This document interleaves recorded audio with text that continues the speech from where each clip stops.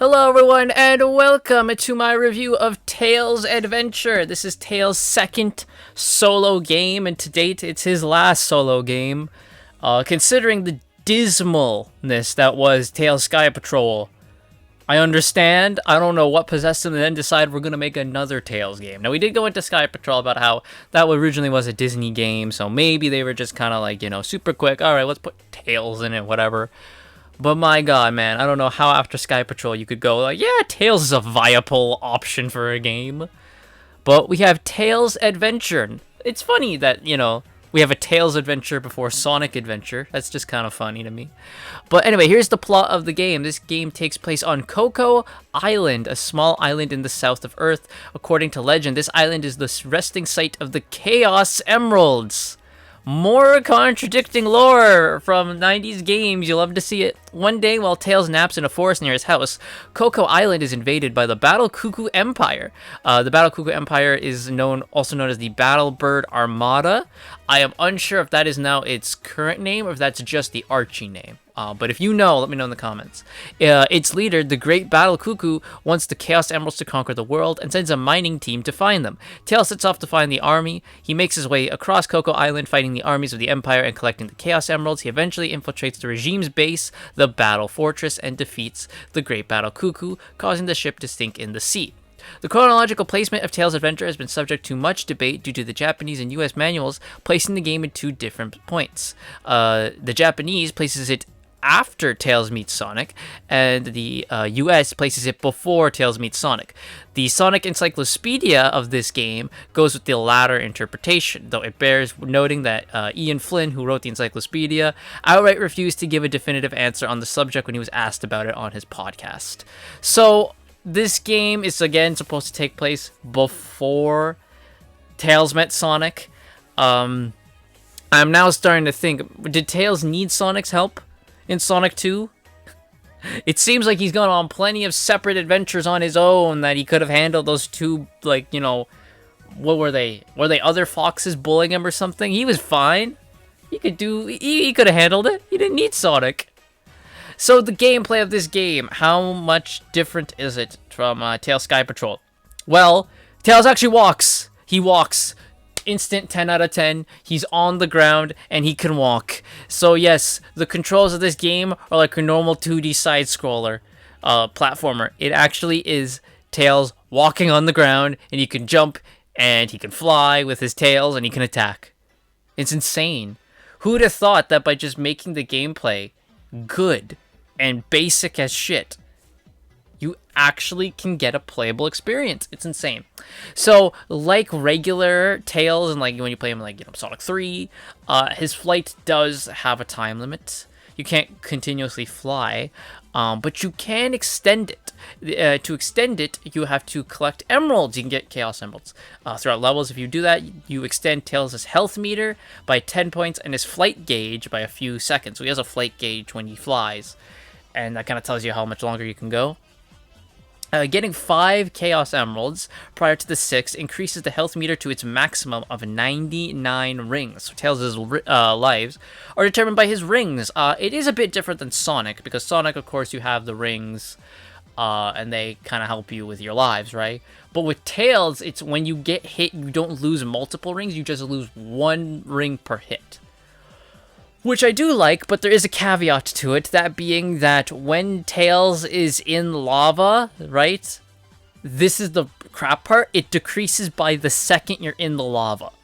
So for Sonic, say you're in the lava, you get hit, well, you have some invincibility frames to, get out the lava, and you don't take damage. For Tails, you're in the lava, you take damage per the second you're in the lava. So if you fall into lava, instead of, maybe taking, 1 hit, you end up losing, like, 5. So that's kind of crap. The level design of this game is actually pretty good. I actually do enjoy the level design that they have. It's actually like they took time to think about levels, which I know, crazy, but like they actually took time to think about how they're going to design this level. And because of a lot of the other items that you need, which we will get into, the levels require, like, sometimes you have to backtrack, you have to get an item, and then you have to go back. Now that you have this item, use it on something that will help you progress forward in the level. Like, there's actual thought put into this. So which I'm like, thank you. I appreciate that you actually thought about stuff. And I did mention items, didn't I? Well, in Tales Adventure, you can get items. So these are items that you can find in levels. There's 26 of them per level. Not per level, but 26 of them scattered throughout, and you can find them in all the stages. So we first have the regular bomb, which is, you just throw a bomb. This is what you start with. You start with a bomb. Then you have the large bomb, which is, it's a bigger bomb. You have the remote bomb, where after you throw it, you can trigger it. So that's pretty good. You have the napalm bomb. You freaking heard me. This launches. This is what you use against like enemies that are in the air. So there's that. Then there's the triple bomb, which is just a more powerful version of the regular bomb. Then we have the wrench, which you can use this to activate machines. You have the helmet, which deflects enemy fire and knocks enemies off the screen. You have a hammer, which is kind of like more like a melee attack. You have a teleport device. You can use this to directly teleport to Tails' house, which we will get to Tails' house. But this is what you use if you're in a jam. You can just use this and you're out of the level. Night vision, which you use for dark spaces. Obviously, you can use it to see in dark places. Speed boots, they make Tail faster. Super glove, which allows you to pick up heavy objects. Then there's an item radar, which you can use this to help you find items. Then there's a radio, which you can use this to change the music of the game. And then there are these special ones called character medallions. So character medallions, when you find them, they let you have the ability of another character. So there is a Fang medallion. So what this does is this increases your chance of finding a ring after defeating an enemy. So when you kill an enemy, sometimes they will drop a ring. If you have this item, that's pretty much guaranteed every time you kill an enemy, they'll drop a ring. We have Knuckles. This allows you to punch like him. And then there's Sonic, which allows you to do the spin dash. So that's all the items you can find. Now, there is other equipable items for the Sea Fox. Now, the Sea Fox is what you use in water levels. So Tails, when you're in a water level, is in like a little submarine type thing. So you can find equipable items for the Sea Fox. So there's the Proton Torpedo, which just launches a torpedo. This is kind of like your basic one you start with. Then there's the Vulcan Cannon, which allows you to blast enemies. Extra Speed, which again lets you build up speed. Extra Armor, which a force field appears around the Sea Fox, protecting it from attacks. You have the Anti-Air Missile, so you can use this to attack enemies above you. There's Spark, this electrifies the water around you. There's Mine, which you can use this to, you drop the mine, right? So it attacks enemies below. And then there's the Rocket Booster, which lets you fly. So there we go. I love the idea that there's actually equipable items for you to use. That's really cool. It kind of gives it like an RPG type of thing. So you can equip these items by going to Tails' house. So when you go to Tails' house, you basically have an inventory. So you can carry about, I believe, 4 or 5 items at a time. So because there's so many, you can then like make your own build with all the items. That's really cool. And you go to Tails' house to do this. Also at Tails' house, you can save the game using a password, because of course this is before save states were allowed. And this is on the freaking Game Gear. So what you do is you go to Tails' house and you want to save. It gives you a password. Then the next time you enter, you start the game up. You can go to continue, and then it will ask you to input your password, and you put that password in, and then boom, your data's there.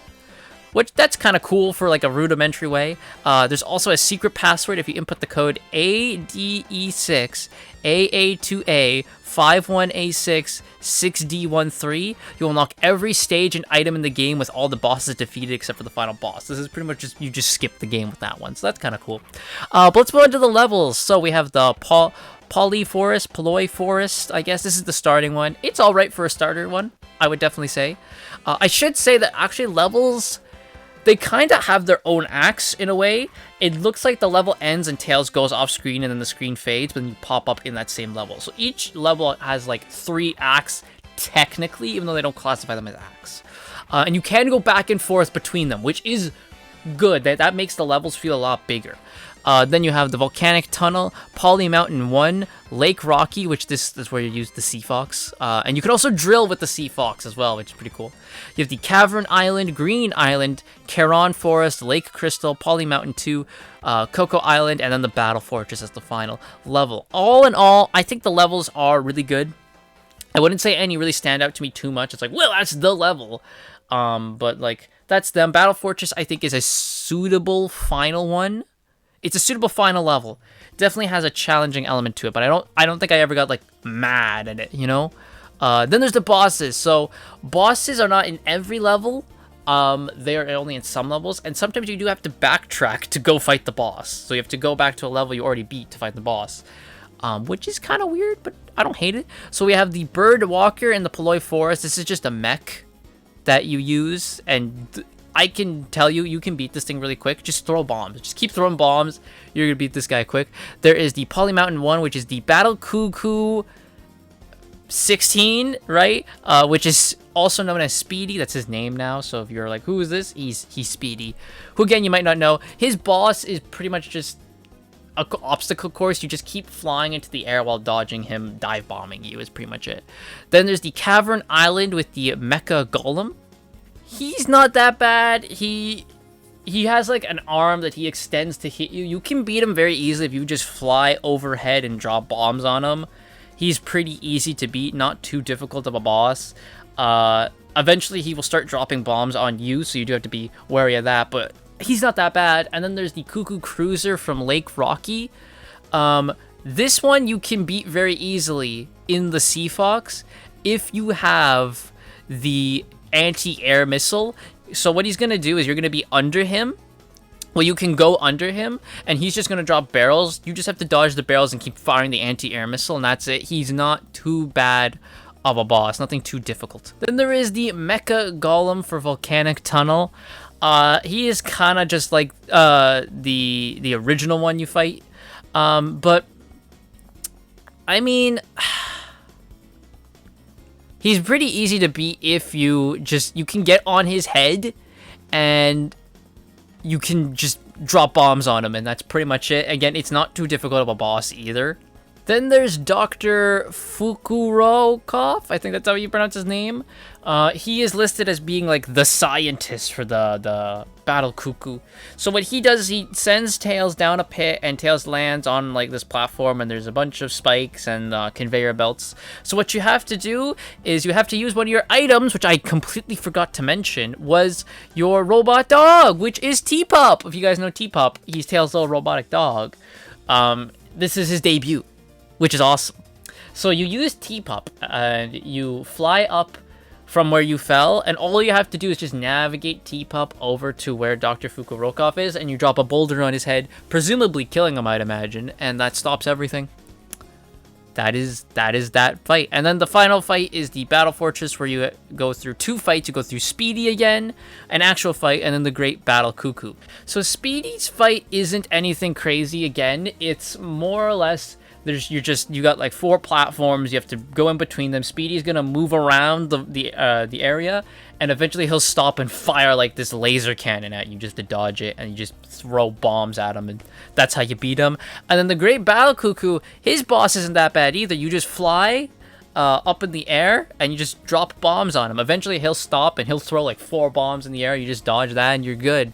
It's a pretty anticlimactic final boss, I would say. For a final boss, I was kind of like, that's kind of crap. But yeah, but all in all, I don't think any of these bosses are too crazy. I don't think any of them are really hard at all. They're pretty simple. And then we have re-release. This game was re-released on Sonic Adventure DX and is of course unlockable after collecting a certain amount of emblems. It is in the Sonic Gems collection and in Sonic Origins. So overall, I'm gonna give Tails Adventure a 6.5 out of 10. I think that the idea of this game and what it was trying to do is actually very intriguing. You know, you have to go back to the levels multiple times. They're pretty big for like a Game Gear game, especially in the way they kind of divide them to make acts to do the level. The bosses aren't too bad. The idea of just going through and getting new upgrades, and then you make like your own your own build and all that. That's really cool. You have to go back to Tails' house. The map is done like an actual map of the island, and then you can just go in between and pick where you want to go. Yeah, I really like this, and I think again, Tails actually moves, right? He actually moves like normal, so that's good. Yeah, I think this is the Tails game that we should have had with Sky Patrol. I don't hate this game. I say 6.5 out of 10 because while I still think it's good, I'm like thinking, you have to think about like all the other games, and I'm like, would I play this over like Triple Trouble? No, I probably play Triple Trouble more, right? But I don't hate this game at all. I think it's a solid time. Like, if you want to play this game, go ahead, right? Like, that's how I feel. Like, if people are like, should I play Tales of Adventure? I'd go like, yeah, give it a try. That's how I feel. I didn't hate my time playing this game in the slightest. I thought it was pretty fun. I like the idea they were doing it. I think, though, they are probably held back by the time they were in. I think this could have been a lot better now. I think if they made a Tales game like this now, that'd be the perfect Tales game. But yeah, there we go. 6.5 out of 10 is what I give Tales Adventure. Let me know what you guys think if you've played the game, and thank you all so much for listening. I will see you guys all next time.